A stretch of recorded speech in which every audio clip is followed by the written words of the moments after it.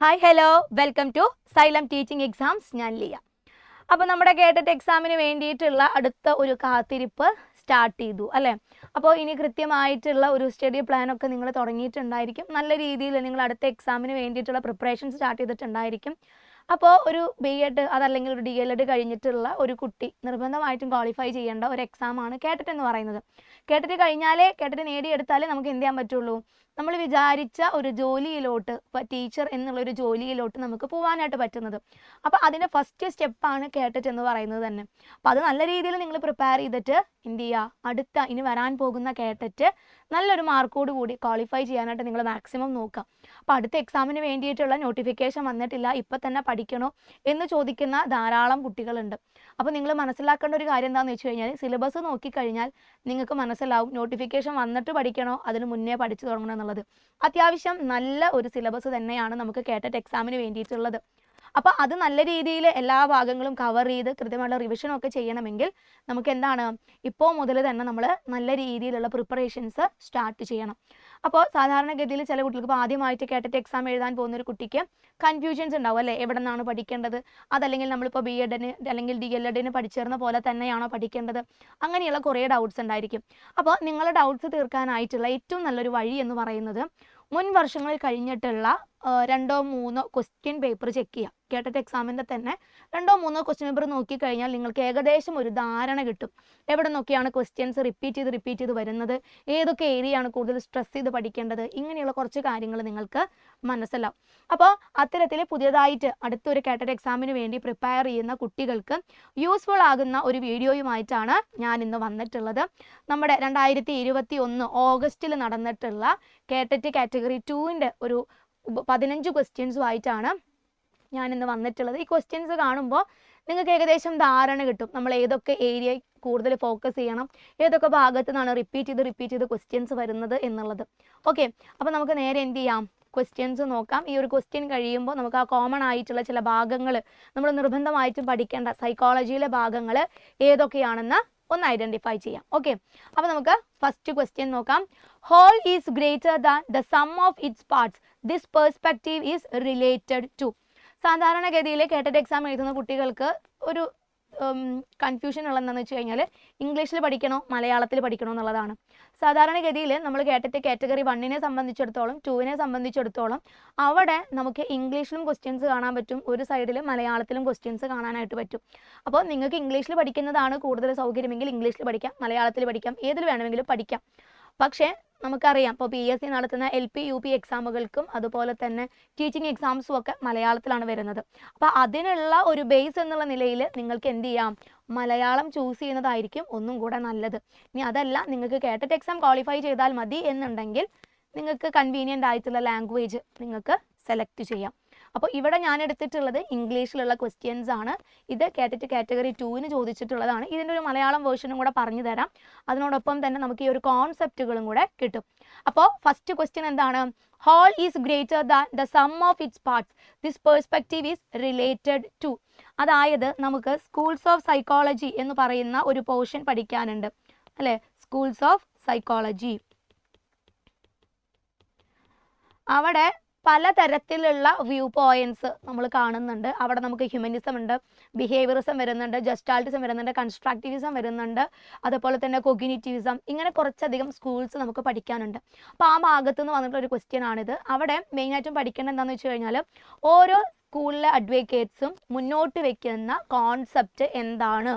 Okay, അപ്പോൾ ഇവിടെ പറയുന്നത് ക്വസ്റ്റ്യനിൽ വന്നിട്ടുള്ളത് ഭാഗങ്ങൾ നമ്മളിങ്ങനെ നോക്കുന്നതിനേക്കാൾ നല്ലതാണ് അതിനെ മുഴുവനായിട്ട് നമ്മൾ വിശകലനം നടത്തുന്നത്. ഈ ഒരു പെർസ്പെക്റ്റീവ് ഏത് സ്കൂൾ ഓഫ് തോട്ടുമായി ബന്ധപ്പെട്ടതാണ്? Humanism, behaviourism, gestaltism, constructivism. അപ്പോൾ whole is greater than the sum of its parts എന്ന് പറയുന്ന ഒരു കോൺസെപ്റ്റ് കൊണ്ടുവന്നിട്ടുള്ളത് ജസ്റ്റാൾട്ട് സ്കൂൾ ഓഫ് തോട്ടാണ്. ജസ്റ്റാൾട്ട് സൈക്കോളജിയിലാണ് നമ്മൾ ഇങ്ങനെ ഒരു കോൺസെപ്റ്റ് പഠിക്കുന്നത്. അതുവരെ ബിഹേവിയറിസ്റ്റുകാർ പറഞ്ഞുകൊണ്ടിരുന്നത് നമുക്ക് ഒബ്സർവ് ചെയ്യാൻ പറ്റുന്ന ബിഹേവിയർ ആണ്, അല്ലെങ്കിൽ നമുക്ക് കൃത്യമായ രീതിയിൽ ഒബ്സർവ് ചെയ്യാനായിട്ട് പറ്റുന്ന ബിഹേവിയറിനെ കുറിച്ചാണ് പഠിക്കേണ്ടത്. അപ്പോൾ അവിടെ എന്താണ്, നമ്മുടെ ബിഹേവിയർ എന്ന് പറയുന്ന ഒരു കാര്യത്തിന് മാത്രമാണ് അവർ കൂടുതൽ ഇമ്പോർട്ടൻസ് കൊടുത്തിട്ടുള്ളത്. അതിൻ്റെ ബേസിലാണ് അവർ സൈക്കോളജീനെ ഡിഫൈൻ ചെയ്യാൻ നോക്കിയത്. അപ്പോൾ ആ ഒരു സമയത്ത് തന്നെയാണ് ജർമ്മനിയിൽ ജസ്റ്റാൾട്ടിസം എന്ന് പറയുന്ന ഒരു കോൺസെപ്റ്റ്, ഒരു ഐഡിയ ഉടലെടുക്കുന്നത്. അപ്പോൾ ഇവർ പറയുന്നത് അങ്ങനെ നമ്മളിപ്പോൾ ഏതൊരു വസ്തുവിനെ കുറിച്ചും നോക്കുമ്പോൾ അതിനെക്കുറിച്ച് കൃത്യമായിട്ടുള്ളൊരു അണ്ടർസ്റ്റാൻഡിങ് കിട്ടണമെങ്കിൽ അതിനെ മുഴുവനായി തന്നെ നമ്മൾ അനലൈസ് ചെയ്യണം. അതല്ലാതെ ഒരു വസ്തുവിൻ്റെ കുറേ ഭാഗങ്ങൾ, ഇന്ന ഭാഗം മാത്രം ഇമ്പോർട്ടൻ്റ്, ഇന്ന ഭാഗം ഇമ്പോർട്ടൻ്റ് എന്നുള്ള രീതിയിൽ നമ്മൾ അനലൈസ് ചെയ്ത് കഴിഞ്ഞാൽ ആ ഒരു കോൺസെപ്റ്റിനെ കുറിച്ച് ശരിയായൊരു ഐഡിയ നമുക്ക് കിട്ടില്ല. ഓക്കെ, അപ്പോൾ ഇത്തരത്തിൽ ഭാഗങ്ങളുടെ ഒരു സമ്മിനേക്കാൾ നല്ലത്, ഭാഗങ്ങൾ നമ്മളിങ്ങനെ നോക്കുന്നതിനേക്കാൾ നല്ലത് അതിനെ മുഴുവനായ രീതിയിൽ വിശകലനം ചെയ്യുന്നതാണ്. ഇതാണ് ജസ്റ്റാൾട്ട് സ്കൂൾ ഓഫ് തോട്ട് മുന്നോട്ട് വെച്ചിട്ടുള്ളത്. മാക്സ് വെർത്തീമർ ആണ് ഈ സ്കൂളിൻ്റെ ഒരു ഫാദർ ആയിട്ട് വരുന്നത്. അദ്ദേഹത്തിനോടൊപ്പം തന്നെ കോഫ്ക വരുന്നുണ്ട്, കോഹ്ലർ വരുന്നുണ്ട്. ഓക്കെ, അപ്പോൾ ഓർത്തിരിക്കുക, ജസ്റ്റാൾട്ടിസം ആണ് എന്ത് ചെയ്തിട്ടുള്ളത്, whole is greater than the sum of its parts എന്ന് പറയുന്ന ഒരു കോൺസെപ്റ്റ് അവതരിപ്പിച്ചിട്ടുള്ളത്. ഈ സ്കൂളിൻ്റെ ഒരു ഫാദർ എന്ന് പറയുന്നത് മാക്സ് വെർത്തീമർ ആണ്. ഓക്കെ, അപ്പോൾ നമുക്ക് പഠിക്കേണ്ട പോർഷൻ ഏതാണെന്ന് കിട്ടിയല്ലോ. സ്കൂൾസ് ഓഫ് സൈക്കോളജി എന്ന് പറയുന്ന ഒരു ഭാഗം ഇമ്പോർട്ടൻ്റ് ആണ്. ആ ഭാഗം നിങ്ങൾ ക്ലിയർ ആയിട്ട് പഠിക്കണം. ഇനി നെക്സ്റ്റ് ക്വസ്റ്റ്യൻ എന്ന് പറയുന്നത് ലേണിംഗ് പ്ലാറ്റ്യൂ മീൻസ്. ലേണിംഗ് എന്ന് പറയുന്ന ഒരു ഭാഗം കിടപ്പുണ്ട് നമ്മുടെ സിലബസിൽ. എനിക്ക് തോന്നുന്നു പാർട്ട് ബി എന്ന് പറയുന്നത് തന്നെ തിയറീസ് ഓഫ് ലേണിംഗ് എന്നുള്ള രീതിയിലാണ് കൊടുത്തിട്ടുള്ളത്. അവിടെ നമ്മൾ ലേണിംഗ് എന്താണ്, അതുപോലെ തന്നെ ലേണിങ്ങിൻ്റെ ഡെഫിനിഷൻസ്, ലേണിങ്ങിനെ ഇൻഫ്ലുവൻസ് ചെയ്യുന്ന ഫാക്ടേഴ്സും, ലേണിങ്ങുമായി ബന്ധപ്പെട്ടിട്ടുള്ള തിയറീസ്, ഇങ്ങനെയുള്ള കുറേ കാര്യങ്ങൾ നമ്മളവിടെ പഠിക്കുന്നുണ്ട്. അപ്പോൾ അവിടെ ലേണിംഗ് കർവ് എന്ന് പറയുന്ന ഒരു കോൺസെപ്റ്റ് നമ്മൾ പഠിക്കുന്നുണ്ട്. മെയിനായിട്ടും 4 തരത്തിലുള്ള ലേണിംഗ് കർവുകളാണ് നമുക്ക് പഠിക്കാനുള്ളത്. അതിൻ്റെ കൂട്ടത്തിൽ തന്നെ നമ്മൾ പഠിക്കുന്ന ഒരു കോൺസെപ്റ്റാണ് ലേണിംഗ് പ്ലാറ്റ്യൂ എന്ന് പറയുന്നത്. അപ്പോൾ ലേണിംഗ് കർവ് എന്ന് പറയുന്ന ഒരു ഭാഗത്തു നിന്നുള്ള ക്വസ്റ്റ്യൻ അത് റിപ്പീറ്റ് ചെയ്ത് എല്ലാ എക്സാമുകൾക്കും ചോദിക്കുന്നതാണ്. അപ്പോൾ ഇവിടെ ലേണിംഗ് പ്ലാറ്റ്യൂ എന്ന് പറയുന്നത് എന്താണ്? Stage of no learning, stage of low learning, stage of rapid learning, can't identify learning process. അപ്പോൾ ഇവിടെ ഏത് കോൺസെപ്റ്റുമായിട്ടാണ് നമുക്ക് ലേണിംഗ് പ്ലാറ്റ്യൂ എന്ന് പറയുന്ന ഒരു കാര്യത്തെ കണക്ട് ചെയ്യാനായിട്ട് പറ്റുന്നത്? അതായത് ലേണിംഗ് പ്ലാറ്റ്യൂ എന്ന് പറഞ്ഞു കഴിഞ്ഞാൽ അതിൻ്റെ ഒരു ഗ്രാഫിക്കൽ റെപ്രസെൻറ്റേഷൻ നമുക്ക് നോക്കാം.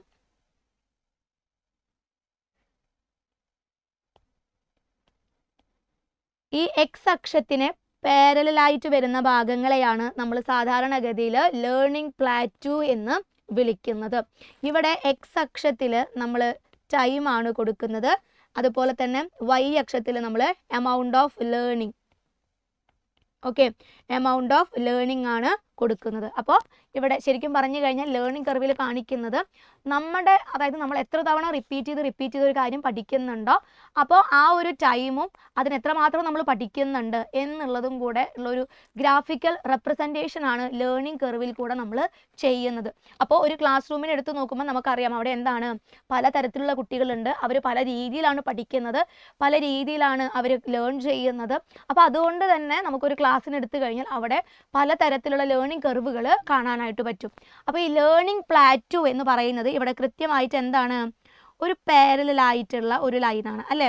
എക്സ് അക്ഷത്തിന്, അതായത് എക്സ് എന്ന് പറയുന്ന ആ ഒരു ഭാഗത്തിന് പാരലലായിട്ട് വരുന്ന ഒരു ഭാഗത്തിനെയാണ് നമ്മൾ പ്ലാറ്റ്യൂ എന്ന് പറയുന്നത്. അപ്പോൾ ആ ഒരു ഭാഗം കാണുമ്പോൾ തന്നെ നമുക്ക് മനസ്സിലാവുന്നുണ്ട് അവിടെ എന്താണ്, ഒരു കയറ്റമോ ഇറക്കമോ ഒന്നും തന്നെ കാണാൻ പറ്റുന്നില്ല, ഒരേ ഇതിലിങ്ങനെ പോയിരിക്കുകയാണ്.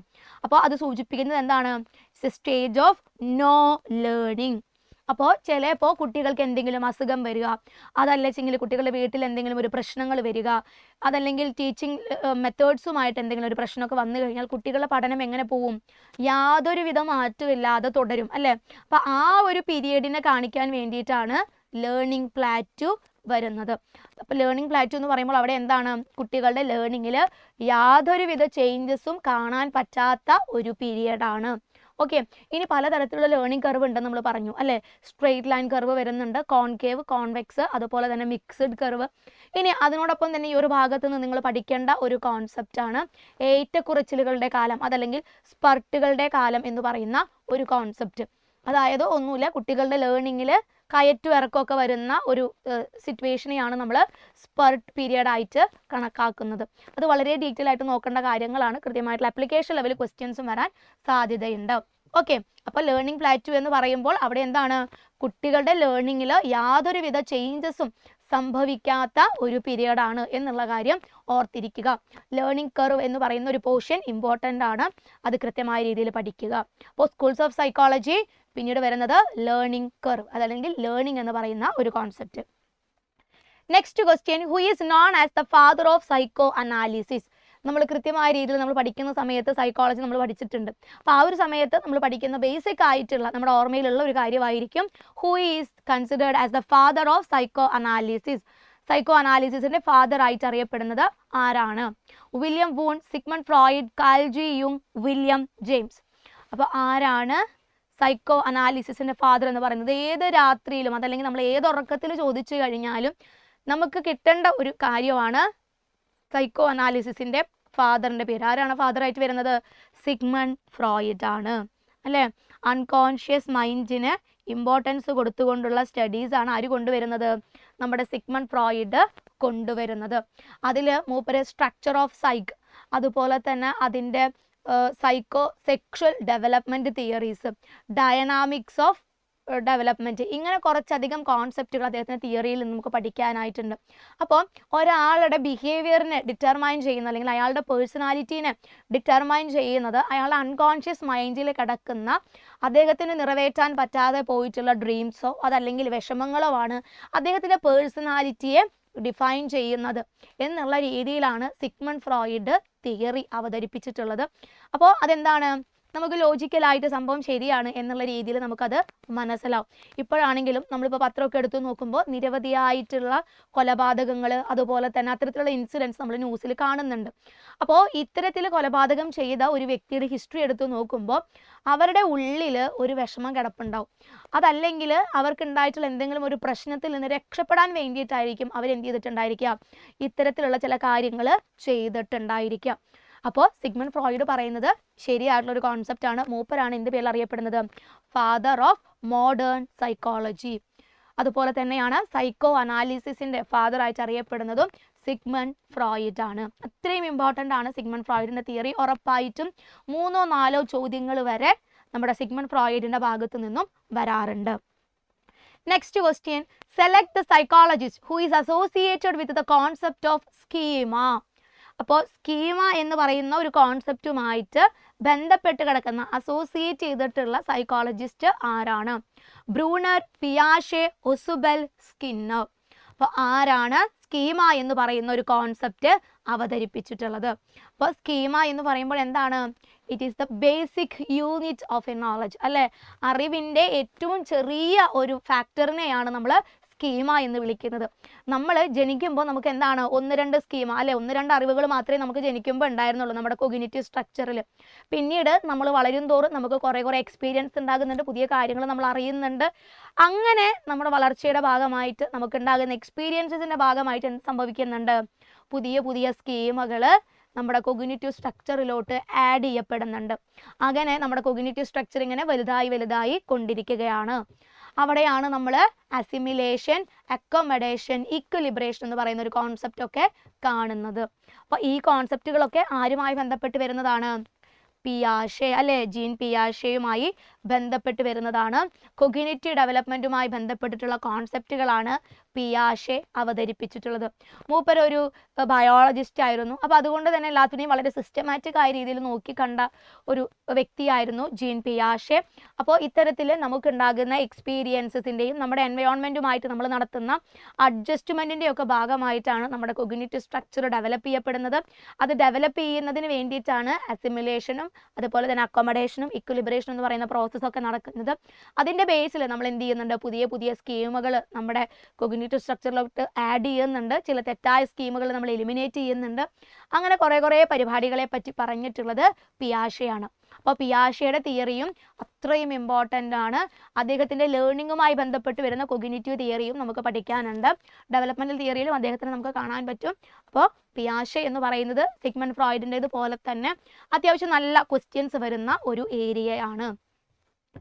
Next question, give me a dozen healthy infants, I will train them to become any type of specialist. These are the words of. ഇവിടെ കറക്റ്റ് ആയിട്ടുള്ള ഒരു സ്റ്റേറ്റ്മെന്റ് ആണ് കൊടുത്തിട്ടുള്ളത്. ഇത് ആരുടെ സ്റ്റേറ്റ്മെന്റ് ആണ് എന്നാണ് നമ്മളോട് ചോദിച്ചിട്ടുള്ളത്. ഇതും ഈ പറഞ്ഞതുപോലെ തന്നെ കേട്ടറ്റ് എക്സാമുകൾക്ക് റിപ്പീറ്റ് ചെയ്ത് ചോദിക്കുന്ന ഒരു സ്റ്റേറ്റ്മെന്റ് ആണ്.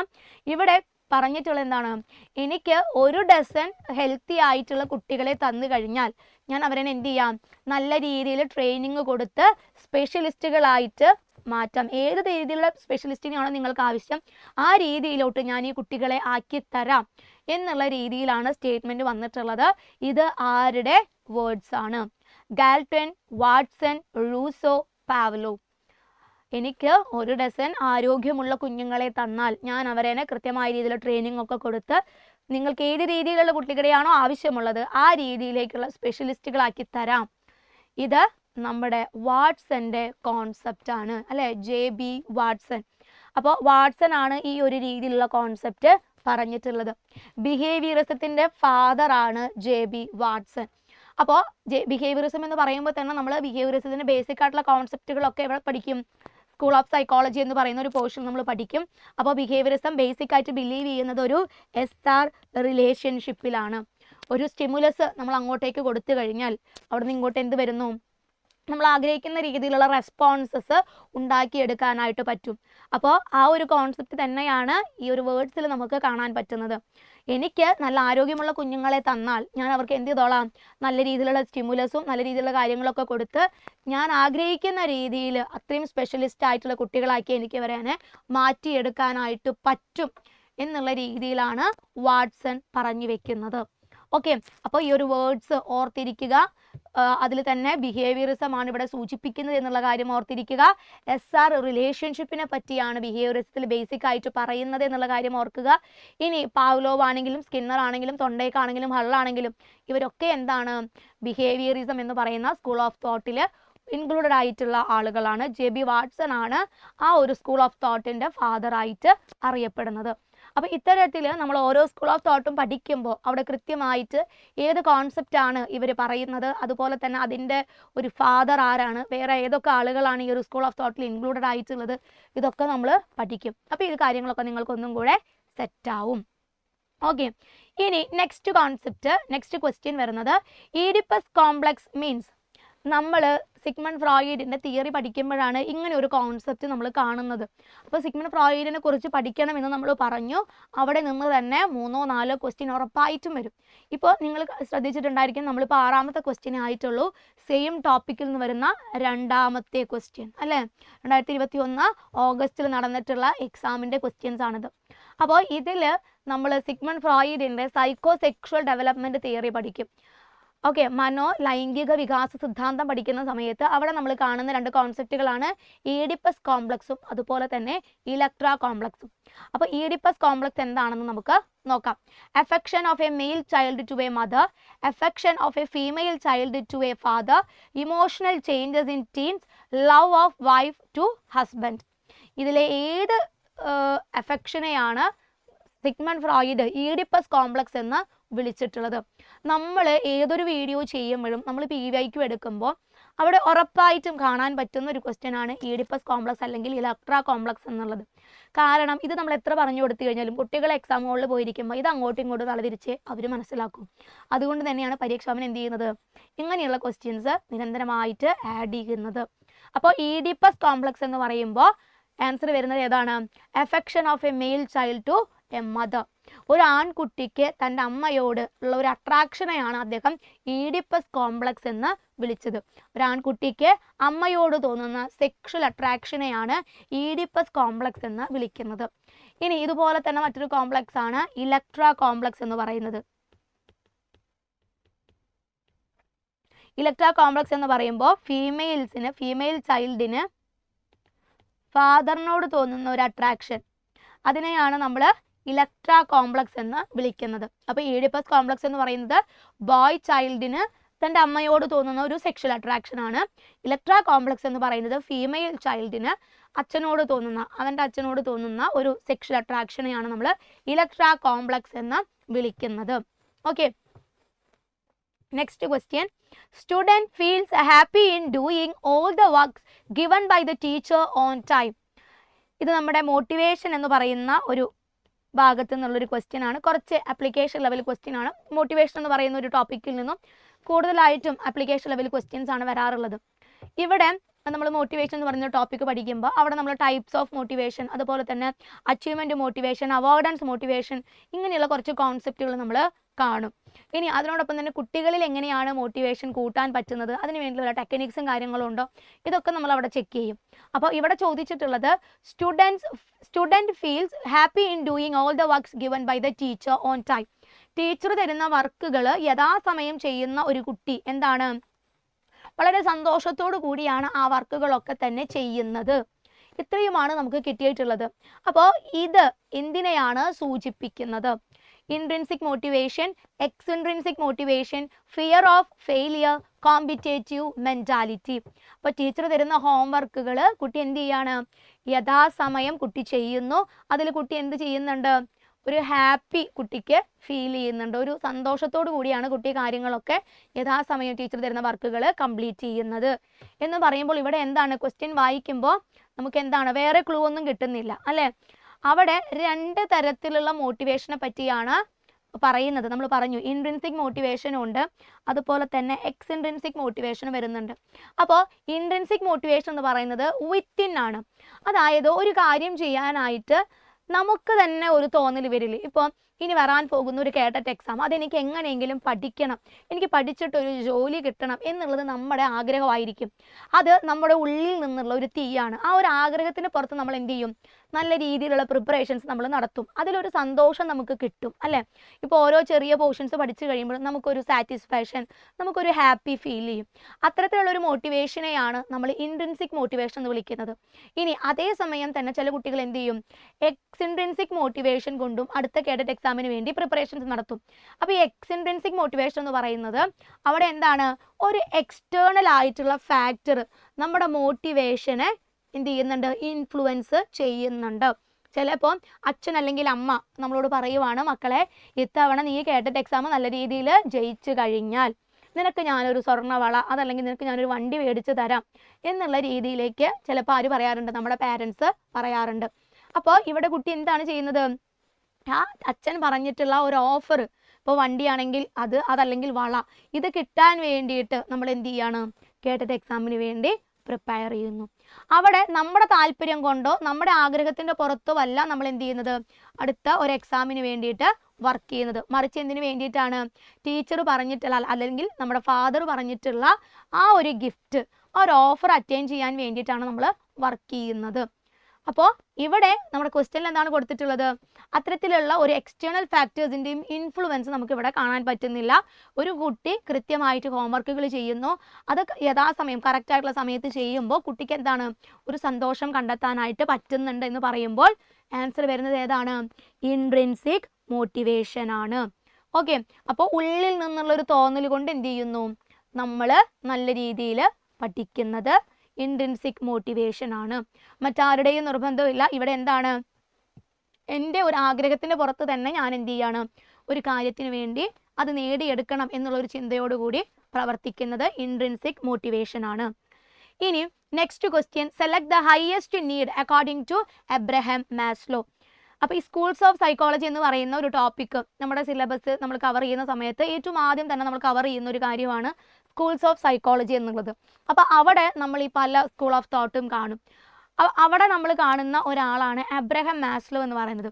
മൂപ്പര് ഹ്യൂമനിസം എന്ന് പറയുന്ന ഒരു കോൺസെപ്റ്റിനാണ് കൂടുതൽ ഇമ്പോർട്ടൻസ് കൊടുത്തിട്ടുള്ളത്. അപ്പോൾ അതുവരെ ബിഹേവിയർസ് എന്താ പറഞ്ഞുകൊണ്ടിരുന്നത്, നമ്മൾ എന്താണോ സ്റ്റിമുലസ് കൊടുക്കുന്നത് അതിനനുസരിച്ചിട്ടാണ് എന്ത് ചെയ്യുന്നത്, ലിവിങ് ഓർഗാനിസം, ഏതൊരു ലിവിങ് ഓർഗാനിസവും അതിനനുസരിച്ചിട്ടുള്ള റെസ്പോൺസ് ആണ് കൊടുക്കുന്നത്. അതല്ലാതെ സ്റ്റിമുലസ് ഇല്ലാതെ ഒരിക്കലും എന്ത് ചെയ്യാൻ പറ്റില്ല, റെസ്പോൺസസ് ക്രിയേറ്റ് ചെയ്യാനായിട്ട് പറ്റില്ല. ഇങ്ങനെയാണ് പറഞ്ഞിട്ടുണ്ടായിരുന്നത്. പക്ഷേ ഒരു ഹ്യൂമനിസം സ്കൂൾ ഓഫ് തോട്ട് പറയുന്നത് എന്താണെന്ന് വെച്ച് കഴിഞ്ഞാൽ, മനുഷ്യനെ ബേസിക് ആയിട്ട് എല്ലാ കാര്യങ്ങളും ചെയ്യാനായിട്ടുള്ള കഴിവുണ്ട്. അവൻ്റെ മാക്സിമം സക്സസ്സിലോട്ട് എത്താനായിട്ടുള്ള എബിലിറ്റി, അതുപോലെ തന്നെ പൊട്ടൻഷ്യൽ, ഇങ്ങനെയുള്ള കുറേ ആഗ്രഹമൊക്കെ ആയിട്ടാണ് മനുഷ്യൻ ഈ ഭൂമിയിലേക്ക് വന്നിട്ടുള്ളത്. അതിന് അവൻ എന്തിൻ്റെ ആവശ്യമില്ല, സ്റ്റിമുലസിൻ്റെ ആവശ്യമില്ല. ഏതൊരു മനുഷ്യനും ആഗ്രഹിക്കുന്നത് അവരവരുടെ തന്നെ വിജയമാണ്. ഞാൻ മറ്റുള്ളവരിൽ നിന്ന് ബെസ്റ്റാണ്, അതല്ലെങ്കിൽ അവരിൽ നിന്നും ഒരു പടി ഉയരത്തിൽ നിൽക്കാനാണ് എല്ലാവരും ആഗ്രഹിക്കുന്നത്. നമ്മൾ എത്രയൊക്കെ പറഞ്ഞു കഴിഞ്ഞാലും എനിക്ക് പബ്ലിസിറ്റി ഒന്നും ഇഷ്ടമല്ല, എന്നെ ആരും അംഗീകരിക്കുന്ന എനിക്ക് ഇഷ്ടമല്ല എന്ന് ചിലപ്പോൾ നമ്മൾ എന്ത് ചെയ്തിട്ടുണ്ടാവും, പുറമെ നമ്മൾ പറയുന്നുണ്ടാവും. പക്ഷേ ഉള്ളിൽ എന്താണ്, ഞാനാണ് ബെസ്റ്റ് എന്ന് കാണിക്കാനുള്ള വ്യഗ്രത ഓരോ മനുഷ്യനിലും കിടപ്പുണ്ട്. അതാണ് ഹ്യൂമനിസം പറയുന്നത്. എല്ലാ മനുഷ്യനും എന്താണ്, അവരുടെ വിജയം നേടിയെടുക്കാനായിട്ടുള്ള കഴിവുണ്ട്. മനുഷ്യന്റെ ഇത്തരത്തിലുള്ള എബിലിറ്റീസിനും കാര്യങ്ങൾക്കും ഒക്കെ പ്രാധാന്യം കൊടുത്തുകൊണ്ടാണ് ഹ്യൂമനിസം അതിൻ്റെ കോൺസെപ്റ്റുകളൊക്കെ തന്നെ അവതരിപ്പിച്ചിട്ടുള്ളത്. അബ്രഹാം മാസ്ലോയും ഇത്തരത്തിൽ മനുഷ്യന്റെ കഴിവുകളിൽ വിശ്വസിച്ചിട്ടുള്ള ഒരു ആളായിരുന്നു. അദ്ദേഹത്തിനോടൊപ്പം തന്നെ കാൾ റോജേഴ്സും ഹ്യൂമനിസം എന്ന് പറയുന്ന ഒരു സ്കൂൾ ഓഫ് തോട്ടിൽ നമ്മൾ പരിചയപ്പെടുന്ന ആളാണ്. അപ്പോൾ ഇവിടെ അദ്ദേഹത്തിൻ്റെ നീഡ്സ് ഓഫ് ഹൈറാർക്കി, അതിൽ നമ്മൾ കൃത്യമായിട്ട് കുറച്ച് നീഡ്സിന് അദ്ദേഹം എന്ത് ചെയ്തിട്ടുണ്ട്, ഹൈറാർക്കിക്കൽ ഓർഡറിലോട്ട് വെച്ചിട്ടുണ്ട്. അപ്പോൾ അതിലെ ഹയസ്റ്റ് നീഡ് ഏതാണെന്നാണ് നമ്മളോട് ചോദിച്ചിട്ടുള്ളത്. Love needs, physiological needs, self actualisation needs, self esteem needs. അപ്പോൾ ഹയസ്റ്റ് നീഡ് എന്ന് പറയുന്നത് ഏതാണ്, സെൽഫ് ആക്ച്വലൈസേഷൻ നീഡാണ്. അതാണ് ആ ഒരു സെൽഫ് ആക്ച്വലൈസേഷൻ എന്ന് പറയുന്ന നമ്മുടെ ആത്മസാക്ഷാത്കാരത്തിലോട്ടാണ് നമ്മളിങ്ങനെ പോയിക്കൊണ്ടിരിക്കുന്നത്, അല്ലേ? നമ്മൾ എത്തിച്ചേരാൻ ആഗ്രഹിക്കുന്ന ഒരു തലമുണ്ട്. ചിലപ്പോൾ നമ്മളിപ്പോൾ എന്താണ്, നമ്മൾ ആഗ്രഹിച്ച ഒരു സ്ഥലത്തേക്ക് നമ്മൾ എത്തിയിട്ടുണ്ടാവില്ല, ആ ഒരു ഹാപ്പിനെസ്സിലോട്ടോ ആ ഒരു സക്സസ്സിലോട്ടോ നമ്മൾ എത്തിയിട്ടുണ്ടാവില്ല. പക്ഷെ നമ്മൾ എന്താണ്, നമ്മൾ ഓൺ ദ വേ ആണ്, അല്ലേ? ആ സക്സസ്സിലോട്ടുള്ള ആ ഒരു സെൽഫ് ആക്ച്വലൈസേഷൻ എന്ന് പറയുന്ന ഒരു കോൺസെപ്റ്റിലേക്കുള്ള ഒരു ഓൺ ദ വേയിലാണ് ഒട്ടുമിക്ക എല്ലാ ആളുകളും. അപ്പോൾ ഇത്തരത്തിൽ ഹയസ്റ്റ് നീഡായിട്ട് എബ്രഹാം മാസ്ലോ പറയുന്നത് സെൽഫ് ആക്ച്വലൈസേഷൻ നീഡ്സ് ആണ്. ഇതുകൂടാതെ കുറേ ബേസിക് നീഡ്സിനെ പറ്റിയും അദ്ദേഹം പറയുന്നുണ്ട്. അപ്പോൾ ഏറ്റവും പ്രൈമറി നീഡ് എന്ന് പറയുന്നത് നമ്മുടെ ഫിസിയോളജിക്കൽ നീഡാണ്. ഫിസിയോളജിക്കൽ നീഡ് എന്ന് പറയുമ്പോൾ ഏതാണ് വരുന്നത്, നമ്മുടെ ഫുഡ്, അതുപോലെ തന്നെ ക്ലോത്ത്, വാട്ടർ, എയർ, ഇതൊക്കെ നമ്മുടെ ഫിസിയോളജിക്കൽ നീഡിൻ്റെ കൂട്ടത്തിലാണ് വരുന്നത്. അതിനേക്കാൾ ഒരു പടി മുകളിൽ നിൽക്കുന്ന നമ്മുടെ നീഡാണ് സെക്യൂരിറ്റി നീഡ്സ് എന്ന് പറയുന്നത്. ഓക്കെ, നമുക്ക് നല്ല ഫുഡ് കിട്ടുന്നുണ്ടെന്ന് വിചാരിച്ച് നമ്മൾ അത്ര സെക്യൂർ ആയിട്ടുള്ള പ്ലേസിലല്ലെങ്കിൽ നമുക്ക് ഒരിക്കലും എന്ത് ചെയ്യാൻ പറ്റില്ല, വേറെ എന്തൊക്കെ കിട്ടിയിട്ടും നമുക്ക് കാര്യമില്ല. ഇനി നമുക്ക് നല്ല ഫുഡ് കിട്ടുന്നുണ്ട്, നമ്മളെ സംരക്ഷിക്കാനായിട്ട് ഇഷ്ടംപോലെ ആൾക്കാരുണ്ട്, എന്നിരുന്നാലും അവിടെ നമ്മളെ സ്നേഹിക്കാനായിട്ടും നമുക്ക് സ്നേഹിക്കാനായിട്ടും ആളുകൾ വേണം, അല്ലേ? കുറേ പൈസ ഉണ്ടായിട്ട് കാര്യമില്ല, എന്താണ്, സ്നേഹിക്കാൻ ആരെങ്കിലും വേണം. വേദനിക്കുന്ന കോടീശ്വരൻ എന്നൊക്കെ നമ്മൾ കേട്ടിട്ടില്ലേ? അപ്പോൾ അതാണ് ഒന്നും കൂടി ഉയർന്ന ഒരു നീഡായിട്ട് അദ്ദേഹം പറയുന്നത് love and belonging needs. Okay, ഇനി അതിന് മുകളിലേക്കാണ് സെൽഫ് എസ്റ്റീം നീഡ്സ് വരുന്നത്. എനിക്ക് സ്നേഹിക്കാനായിട്ട് ആളുകളുണ്ട്, ഞാൻ നല്ല സെക്യൂർ ആയിട്ടുള്ള ഒരു സ്ഥലത്താണ് നിൽക്കുന്നത്, എൻ്റെ കയ്യിൽ ഇഷ്ടം പോലെ പൈസയുണ്ട്, എനിക്ക് എല്ലാ തരത്തിലുള്ള നല്ല ഫുഡ് കിട്ടുന്നുണ്ട്, നല്ല ഷെൽട്ടർ ഉണ്ട്, നല്ല ക്ലോത്ത് ഉണ്ട്, ഒക്കെ ഉണ്ട്. പക്ഷേ ഇവിടെ എന്നെ എന്ത് ചെയ്യണം, ആളുകൾ ബഹുമാനിക്കണം, അല്ലെങ്കിൽ എനിക്ക് എന്നെക്കുറിച്ച് തന്നെ എന്ത് തോന്നണം, ഒരു മതിപ്പ് തോന്നണം. ചില ആളുകളുണ്ട്, കുറേ പൈസയൊക്കെ ഉണ്ട്, അവരെ സ്നേഹിക്കാനൊക്കെ കുറേ ആൾക്കാരുണ്ടെങ്കിലും അവരെ ചിലപ്പോൾ എന്താണ്, നാട്ടുകാർക്ക് വലിയ വിലയൊന്നും ഉണ്ടാവില്ല. അതല്ലെങ്കിൽ ഒരു എന്താ പറയുന്നത്, നമ്മൾ പറയാറില്ലേ, അല്പന് എന്താ പറയുന്നത്, കുറച്ച് സ്വർണം കിട്ടി കഴിഞ്ഞാൽ അർദ്ധരാത്രി കൊട പിടിക്കുക, അങ്ങനത്തെ ഒരു സംഭവം നമ്മൾ കേട്ടിട്ടുണ്ട്. അപ്പം അതുപോലെ തന്നെ ചില ആളുകൾ എന്താണ്, ബാക്കി എല്ലാ സൗകര്യങ്ങളും ഉണ്ടായിരിക്കും, പക്ഷെ അവർക്ക് എന്താണ്, അവരെക്കുറിച്ച് തന്നെ ഒരു മതിപ്പ് ചിലപ്പോൾ ഉണ്ടാവില്ല. അപ്പോൾ ഇതാണ് നമ്മുടെ അടുത്തൊരു നീഡായിട്ട് വരുന്നത് സെൽഫ് എസ്റ്റീം നീഡ്സ് എന്ന് പറയുന്നത്. ഇനി ഇതിന് ഏറ്റവും മുകളിലാണ് നമ്മുടെ സെൽഫ് ആക്ച്വലൈസേഷൻ നീഡ് വരുന്നത്. ഓക്കെ, അപ്പോൾ ഈ സെൽഫ് ആക്ച്വലൈസേഷൻ എന്ന് പറയുന്ന ഒരു കാര്യത്തിലോട്ടാണ് നമ്മളിങ്ങനെ പോയിക്കൊണ്ടിരിക്കുന്നത്. അപ്പോൾ അതിന് മുന്നേ നമുക്ക് എന്ത് ചെയ്യണം, നമ്മുടെ ഫിസിയോളജിക്കൽ നീഡ്സ് സാറ്റിസ്ഫൈ ചെയ്യണം, പിന്നെ നമ്മുടെ സെക്യൂരിറ്റി നീഡ്സ് സാറ്റിസ്ഫൈഡ് ആകണം, ലവ് ആൻഡ് ബിലോങ്ങിങ് നീഡ്സ് വരുന്നുണ്ട്, സെൽഫ് എസ്റ്റീം നീഡ്സ്, ഇതൊക്കെ കഴിഞ്ഞിട്ടേ നമുക്ക് എന്തിലേക്ക് എത്താൻ പറ്റുള്ളൂ, സെൽഫ് ആക്ച്വലൈസേഷൻ നീഡ്സിലോട്ട് എത്താനായിട്ട് പറ്റുന്നത്. നല്ല രീതിയിൽ പോവർട്ടി ഉള്ള ഒരു വീട്ടിലൊരു കുട്ടി, ആ കുട്ടിക്ക് നമ്മൾ എന്തൊക്കെ കൊടുത്തു കഴിഞ്ഞാലും ആദ്യം മാറ്റേണ്ടത് എന്താണ്, ആ കുട്ടിയുടെ പോവർട്ടി, അല്ലേ? ആ പോവർട്ടിയാണ് മാറ്റേണ്ടത്. നമുക്ക് നല്ല രീതിയിൽ ഫുഡ് കിട്ടുന്നില്ല, ആ ഒരു സിറ്റുവേഷൻ നമുക്ക് ഒരിക്കലും എന്ത് ചെയ്യാൻ പറ്റില്ല, നമ്മുടെ സെൽഫ് ആക്ച്വലൈസേഷനെ പറ്റി നമുക്ക് ചിന്തിക്കാൻ പോലും പറ്റില്ല. അപ്പോൾ ബേസിക് ആയിട്ടുള്ള നീഡ്സ് സാറ്റിസ്ഫൈ ചെയ്തിട്ടാണ് നമ്മൾ എങ്ങോട്ടേക്ക് എത്തുന്നത്, നമ്മുടെ ഹയസ്റ്റ് നീഡ് സാറ്റിസ്ഫൈ ചെയ്യാനായിട്ട് പോകുന്നത്. ഓക്കെ, അപ്പോൾ ഇതാണ് നീഡ്സ് ഓഫ് ഹയറാർക്കി എന്നുള്ളൊരു കോൺസെപ്റ്റിൽ കൂടെ നമ്മുടെ എബ്രഹാം മാസ്ലോ അവതരിപ്പിച്ചിട്ടുള്ളത്. ഇനി next question, a 4-year-old child has a mental age of 3, his IQ is.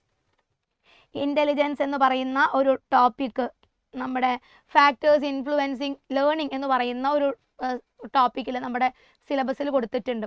അപ്പോൾ ഈ ഫാക്ടേഴ്സ് എന്ന് പറയുമ്പോൾ അവിടെ കുറേ ഫാക്ടേഴ്സ് ഉണ്ട്. നമ്മുടെ ലേണിങ്ങിനെ ഇൻഫ്ലുവൻസ് ചെയ്യുന്ന ധാരാളം ഫാക്ടേഴ്സ് ഉണ്ട്. നമ്മുടെ ഇൻ്റലിജൻസ്, നമ്മുടെ ആറ്റിറ്റ്യൂഡ്, ആപ്റ്റിറ്റ്യൂഡ്, മോട്ടിവേഷൻ, അതുപോലെ തന്നെ നമ്മുടെ interest, content of the learning, അതേപോലെ തന്നെ methods of teaching, intelligence level, ഇതൊക്കെ എന്താണ് നമ്മുടെ ലേണിങ്ങിനെ ഇൻഫ്ലുവൻസ് ചെയ്യുന്ന ഫാക്ടേഴ്സ് ആണ്.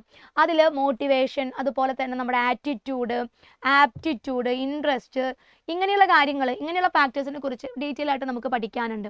അപ്പോൾ അവിടെ നമ്മൾ നോക്കുന്ന ഒരു കോൺസെപ്റ്റാണ് ഇൻ്റലിജൻസ് കോഷ്യൻ്റ് എന്ന് പറയുന്നത്. അവിടെ ഇൻ്റലിജൻസ് കോഷ്യൻ്റ് എന്ന് പറയുന്ന ഒരു കോൺസെപ്റ്റ് നമുക്ക് പഠിക്കാനുണ്ട്. വില്യം സ്റ്റേൺ ആണ് ഇത്തരത്തിൽ ഇൻ്റലിജൻസ് കണ്ടുപിടിക്കാനായിട്ടുള്ള ഒരു ഇക്വേഷൻ ഒക്കെ കൊണ്ടുവന്നിട്ടുള്ളത്. അപ്പോൾ ഇൻ്റലിജൻസ് ടെസ്റ്റ് ചെയ്യാനായിട്ടുള്ള ആദ്യ ശ്രമമൊക്കെ നടത്തുന്നത് നമ്മുടെ ബിനെറ്റ് ആൻഡ് സൈമൺ കൂടിയിട്ടാണ്. പക്ഷേ അത് അത്രയ്ക്ക് അങ്ങോട്ട് സക്സസ് ആയില്ല. അതിനുശേഷമാണ് വില്യം സ്റ്റേൺ എന്ത് ചെയ്യുന്നത്, ഇൻ്റലിജൻസ് കണ്ടുപിടിക്കാനായിട്ടുള്ള ഒരു ഇക്വേഷൻ ഒക്കെ കൊണ്ടുവരുന്നത്. ഇതിന് കൃത്യമായിട്ടൊരു ഹിസ്റ്ററി ഉണ്ട്. നമ്മളിപ്പോൾ പെട്ടെന്ന് പറയുമ്പോൾ നിങ്ങൾക്ക് അറിയാമല്ലോ, നമുക്കൊരു ക്ലാസ്സിൽ എന്ത് ചെയ്യാൻ പറ്റില്ല, ഈ എല്ലാ കണ്ടന്റും വളരെ ഡെപ്തായിട്ട് നോക്കാനായിട്ട് പറ്റില്ല. അപ്പോൾ നിങ്ങളാണെങ്കിലും കേട്ടഡ് എക്സാമിന് വേണ്ടി പ്രിപ്പയർ ചെയ്യുന്ന ഒരു ഫസ്റ്റ് സ്റ്റേജിലാണ് എത്തി നിൽക്കുന്നത്. ഈ ക്വസ്റ്റ്യൻസ് റിവൈസ് ചെയ്യുന്നതിൽ കൂടെ നിങ്ങൾക്ക് മനസ്സിലാക്കാൻ പറ്റേണ്ടത് എന്താണെന്ന് വെച്ചെങ്കിൽ ഇമ്പോർട്ടൻ്റ് ആയിട്ടുള്ള ഭാഗം ഏതൊക്കെയാണ്, എവിടെ നിന്നൊക്കെയാണ് റിപ്പീറ്റ് ചെയ്ത് ക്വസ്റ്റ്യൻസ് വരുന്നത് എന്നറിയാൻ വേണ്ടിയിട്ടാണ് നമ്മൾ ഇങ്ങനെ ഒരു സെഷൻ കൊടുക്കുന്നത്. അപ്പോൾ കുട്ടിയുടെ വയസ്സ് എത്രയാണ്? 4 വയസ്സാണ്. കുട്ടിയുടെ മെൻ്റൽ ഏജും ഇവിടെ കൊടുത്തിട്ടുണ്ട്. മെൻ്റൽ ഏജ് എന്ന് പറയുന്നത് 3 ആണ്. 4 ഇയർ എന്ന് പറയുന്നത് കുട്ടിയുടെ ക്രൊണോളജിക്കൽ ഏജ് ആണ്. ഇതൊക്കെ എന്താണെന്ന് വളരെ ഡീറ്റെയിൽ ആയിട്ട് നമ്മൾ ആ കോൺസെപ്റ്റ് ഡിസ്കസ് ചെയ്യുമ്പോൾ നമുക്കൊന്നും കൂടെ മനസ്സിലായിരിക്കും. ഓക്കെ, അപ്പോൾ ഇങ്ങനെ കിട്ടിക്കഴിഞ്ഞാൽ നമുക്ക് കൃത്യമായിട്ട് എന്ത് ചെയ്യാം, ഒരു ഇക്വേഷൻ ഉണ്ട്. IQ = MA/CA × 100. അപ്പോൾ MA എന്ന് പറയുന്നത് 3 ആണ്. 3/4 × 100 ഇട്ട് കഴിഞ്ഞാൽ നമുക്ക് എത്ര ഉത്തരം കിട്ടും? 75 എന്ന ഉത്തരം കിട്ടും. അപ്പോൾ ഇങ്ങനെ IQ കണ്ടുപിടിച്ചിട്ട് നമുക്ക് കൃത്യമായിട്ടൊരു ഇൻ്റലിജൻസ് കോഷ്യൻ്റെ ബേസിൽ ഒരു ക്ലാസിഫിക്കേഷൻസ് നടത്തിയിട്ടുണ്ട്. ടെർമാൻ നടത്തിയിട്ടുള്ളൊരു ക്ലാസിഫിക്കേഷൻ ഉണ്ട്. അതിൽ ബിലോ 70 ആണ് നമുക്ക് കിട്ടുന്ന ഉത്തരമെങ്കിൽ അവിടെ കുട്ടി എന്താണ്, ഒരു MR ചൈൽഡായിട്ടാണ് നമ്മൾ കണക്കാക്കുക. ഇവിടെ 75 വന്നിട്ടുള്ളത്. അപ്പോൾ എന്താണ്, ഏകദേശം ഒരു ബോർഡർ ലൈനിലോട്ടാണ് കുട്ടി പോകുന്നത്. അപ്പോൾ 70-ന് താഴെയുള്ള കുട്ടികളാണ് എന്തായിട്ട് വരുന്നത്, മെൻ്റലി റിട്ടാർഡഡ് ചൈൽഡായിട്ട് വരുന്നത്. അപ്പോൾ IQ കാണാനായിട്ട് നിങ്ങൾ പഠിക്കണം, കൃത്യമായിട്ട് അതിൻ്റെ ഇക്വേഷൻസ് നോക്കണം, അതിൻ്റെ ബേസിൽ വരുന്ന ഒരു ക്ലാസിഫിക്കേഷൻ കൂടെ നിങ്ങൾ പഠിക്കണം. ഓക്കെ, അത് ഇൻ്റലിജൻസ് എന്ന് പറയുന്ന ഒരു ഭാഗത്ത് കവർ ചെയ്ത് പോകുമ്പോൾ നമ്മൾ കാണുന്ന കുറച്ച് കാര്യങ്ങളാണ്. ഇനി next question, which among the following represents reading disability. അപ്പോൾ ലേണിംഗ് ഡിസബിലിറ്റി എന്ന് പറയുന്ന ഒരു ടോപ്പിക്കിൽ നിന്നാണ് അടുത്തൊരു ക്വസ്റ്റ്യൻ അല്ലേ, ലേണിംഗ് ഡിസബിലിറ്റി. ലേണിംഗ് എന്ന് പറയുന്ന ഒരു പോർഷനിൽ നമുക്ക് ഏകദേശം 15 മാർക്കിനുള്ള ക്വസ്റ്റ്യൻസ് ആണ് വരാറുള്ളത്. 15 മാർക്സ് ആണ് നമുക്ക് ലേണിംഗ് എന്ന് പറയുന്ന ഒരു പോർഷൻ പഠിച്ചു കഴിഞ്ഞാൽ സ്കോർ ചെയ്യാൻ പറ്റുന്നത്. അവിടെ നമ്മൾ ലേണിംഗ് ഡിസബിലിറ്റീസ് എന്ന് പറയുന്ന ഒരു പോർഷൻ പഠിക്കുന്നുണ്ട്. അപ്പോൾ ലേണിംഗ് ഡിസബിലിറ്റി എന്ന് പറഞ്ഞു കഴിഞ്ഞാൽ ഒരിക്കലും ബുദ്ധി കുറവായതുകൊണ്ടല്ല അവർക്ക് എന്ത് വരുന്നത്, ലേണിംഗ് ഡിസബിലിറ്റീസ് വരുന്നത്. അത്യാവശ്യം ഒരു നോർമൽ ലെവലിലുള്ള, ആവറേജ് ലെവലിലുള്ള IQ ഉള്ള കുട്ടികളെ തന്നെയാണ് നമുക്ക് എവിടെ കാണാൻ പറ്റുന്നത്, ലേണിംഗ് ഡിസേബിൾഡ് ആയിട്ടുള്ള കുട്ടികളുടെ കൂട്ടത്തിൽ കാണാൻ പറ്റുന്നത്. ഓക്കെ, ആ ഒരു ഡിഫറൻസ് എക്സാമിന് ചോദിക്കാറുണ്ട്. അപ്പോൾ ഇവിടെ റീഡിങ്ങുമായി ബന്ധപ്പെട്ട് വരുന്ന ഡിസബിലിറ്റീനെ പറയുന്ന പേര് ഡിസ്ലെക്സിയ, ഡിസ്ഗ്രാഫിയ, ഡിസ്പ്രാക്സിയ, ഡിസ്കാൽക്കുലിയ. അപ്പോൾ ഇവിടെ ഏതാണ് റീഡിംഗ് ഡിസബിലിറ്റിയുമായി ബന്ധപ്പെട്ട് വരുന്നത്, റീഡിംഗ് ഡിസബിലിറ്റി. റീഡിംഗ് ഡിസബിലിറ്റി എന്ന് പറയുമ്പോൾ ഡിസ്ലെക്സിയയാണോ, ഡിസ്ഗ്രാഫിയാണോ, ഡിസ്പ്രാക്സിയാണോ, ഡിസ്കാൽക്കുലിയാണോ? ഡിസ്ലെക്സിയ. ഡിസ്ഗ്രാഫിയ എന്ന് പറയുമ്പോൾ അത് റൈറ്റിംഗ് ഡിസോർഡറുമായി ബന്ധപ്പെട്ട് വരുന്നതാണ്. ഇനി ഡിസ്പ്രാക്സിയ എന്ന് പറയുമ്പോൾ മോട്ടോർ ആക്ടിവിറ്റീസുമായി ബന്ധപ്പെട്ട് വരുന്ന ഡിസോർഡർ ആണ്. ഡിസ്കാൽക്കുലിയ എന്ന് പറയുമ്പോൾ മാത്തമാറ്റിക്കൽ ഡിസോർഡർ ആണ്. മെയിനായിട്ടും 4 തരത്തിലുള്ള ലേണിംഗ് ഡിസബിലിറ്റീസിനെ പറ്റിയാണ് നമുക്ക് പഠിക്കാനുള്ളത്. ഇത്തരത്തിലുള്ള കുട്ടികളെ എങ്ങനെ കൈകാര്യം ചെയ്യാം എന്നുള്ള രീതിയിലോട്ട് പെഡഗോജിനെ കണക്ട് ചെയ്തുകൊണ്ടും ഈ ഒരു ഭാഗത്തുനിന്ന് ക്വസ്റ്റ്യൻ ചോദിക്കാറുണ്ട്. ഓക്കെ, ഇനി next question, which among the following A teacher should avoid in the class room. ഒരു ടീച്ചർ ക്ലാസ് റൂമിൽ അവോയ്ഡ് ചെയ്യേണ്ട കോൺസെപ്റ്റ് ഏതാണ്? Reinforcement, positive reinforcement, punishment, negative reinforcement. ഇവിടെ ഏത് കാര്യമാണ് ടീച്ചർ ഉറപ്പായിട്ടും ഒരു ക്ലാസ് റൂമിൽ അവോയ്ഡ് ചെയ്യേണ്ടത്? ഏതാണ് അവോയ്ഡ് ചെയ്യേണ്ടത്? സിമ്പിൾ ക്വസ്റ്റ്യൻ ആണല്ലേ. ഏതാണ്? പണിഷ്മെൻറ്റ്. കാരണം പണിഷ്മെൻറ്റ് ചിലപ്പോൾ ഒരു ടീച്ചർ ഒരു കുട്ടിക്ക് കൊടുക്കുന്നത് ചിലപ്പോൾ നല്ല ഉദ്ദേശത്തോടു കൂടിയായിരിക്കും. നാളെ ഇവൻ ഇത് ചെയ്യരുത്, ക്ലാസ്സിൽ നേരം വൈകി വരുന്ന കുട്ടിയെ ക്ലാസ്സിന് പുറത്ത് നിർത്തുമ്പോൾ ടീച്ചർ വിചാരിക്കുന്നത് എന്താണ്? നാളെ മുതൽ ഇവൻ നേരം വൈകി വരരുത് എന്ന് വിചാരിച്ചിട്ടായിരിക്കും ടീച്ചർ ആ പണിഷ്മെൻറ്റ് കൊടുത്തിട്ടുണ്ടായിരിക്കുക. പക്ഷേ പണിഷ്മെൻറ്റ് കൊണ്ട് നെഗറ്റീവായിട്ടുള്ള ഇമ്പാക്റ്റും പോസിറ്റീവ് ആയിട്ടുള്ള ഇമ്പാക്റ്റും ക്രിയേറ്റ് ചെയ്യപ്പെടാം. പണിഷ്മെൻറ്റ് കിട്ടിയത് കൊണ്ട് കുട്ടി നന്നാകണം എന്ന് യാതൊരു തരത്തിലുള്ള നിർബന്ധമില്ല. അതുകൊണ്ട് തന്നെ മാക്സിമം നമ്മൾ ക്ലാസ്സിൽ അവോയ്ഡ് ചെയ്യേണ്ടത് പണിഷ്മെൻ്റ് ആണ്. ഇനി പോസിറ്റീവ് റീഇൻഫോഴ്സ്മെൻറ്റ്, നെഗറ്റീവ് റീഇൻഫോഴ്സ്മെൻറ്റ് എന്ന് പറയുന്ന ഒരു കോൺസെപ്റ്റ് നമ്മുടെ സ്കിന്നറുടെ കോൺസെപ്റ്റ് ആണ്. അത് നമുക്ക് വരുന്ന വീഡിയോസിൽ എന്ത് ചെയ്യാം, സ്കിന്നറുടെ തിയറിയൊക്കെ പഠിക്കുന്ന സമയത്ത് നമുക്കത് ഡീറ്റെയിൽ ആയിട്ട് ഡിസ്കസ് ചെയ്യാം. Okay. Next question, double promotion is mean for which type of students? ഇവിടെ നമ്മൾ എക്സെപ്ഷണൽ ചിൽഡ്രൻ എന്ന് പറയുന്ന ഒരു കോൺസെപ്റ്റ് നമുക്ക് പഠിക്കാനുണ്ട്, നമ്മുടെ സിലബസിൽ കൊടുത്തിട്ടുണ്ട്. അവിടെ നമ്മൾ ഗിഫ്റ്റഡ് ചൈൽഡ്, അതുപോലെ തന്നെ ഹാൻഡിക്യാപ്ഡ് കുട്ടികൾ, വിഷ്വലി ഇമ്പയർഡ്, അതുപോലെ തന്നെ ഡെലിക്വൻറ്റ് child, social and culturally deprived child, ഇങ്ങനെ പലതരം മെൻ്റലി റിട്ടാർഡഡ് ചൈൽഡ്, ഇങ്ങനെ പലതരത്തിലുള്ള എക്സെപ്ഷണൽ ചിൽഡ്രനെ പറ്റി നമ്മൾ പഠിക്കും. അപ്പോൾ അവരിൽ വരുന്ന അല്ലെങ്കിൽ അത്തരത്തിലുള്ള ഒരു കൂട്ടത്തിൽപ്പെട്ട കുട്ടിക്ക് കൊടുക്കുന്ന ഒരു കോൺസെപ്റ്റാണ്, പ്രിവിലേജ് ആണ് ഈ ഡബിൾ പ്രൊമോഷൻ എന്ന് പറയുന്നത്. അപ്പോൾ ഇത്തരത്തിലുള്ള എക്സെപ്ഷണൽ ചിൽഡ്രനെ കൈകാര്യം ചെയ്യുമ്പോൾ നമുക്ക് അവർക്ക് എന്താണ്, കുറച്ചും കൂടി കൂടുതൽ അറ്റൻഷൻ, ഒരു കെയർ കൊടുക്കേണ്ടതായിട്ട് വരും. അപ്പോൾ ഇത്തരത്തിൽ ഡബിൾ പ്രൊമോഷൻ എന്ന് പറയുന്ന ഒരു എഡ്യൂക്കേഷൻ നമ്മൾ പ്രൊവൈഡ് ചെയ്യുന്നത് ഗിഫ്റ്റഡ് ചൈൽഡിന് വേണ്ടിയിട്ടാണ്. IQ ലെവല് 120 ഉള്ള കുട്ടികളെയാണ് നമ്മൾ ഗിഫ്റ്റഡ് ചൈൽഡായിട്ട് കണക്കാക്കുന്നത്. അപ്പോൾ അവർക്കുള്ള ഒരു എഡ്യൂക്കേഷൻ ആണ് നമ്മൾ ഡബിൾ പ്രൊമോഷൻ, അതുപോലെ തന്നെ സ്പെഷ്യൽ സ്കൂൾസ്, ആക്സിലറേഷൻ കൊടുക്കാറുണ്ട്, സമ്മർ സ്കൂൾ ക്ലാസ്സസ് കൊടുക്കാറുണ്ട്. അപ്പോൾ ഇതുവഴി അവരുടെ ആ ഒരു എബിലിറ്റിനെ വളർത്തിക്കൊണ്ടുവരികയാണ് നമ്മൾ ലക്ഷ്യം വെക്കുന്നത്.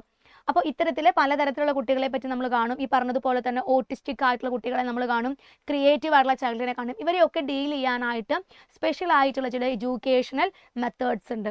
അതൊക്കെ എന്താണെന്ന് വളരെ ഡീറ്റെയിൽ ആയിട്ട് നമുക്ക് പഠിക്കാനുണ്ട്.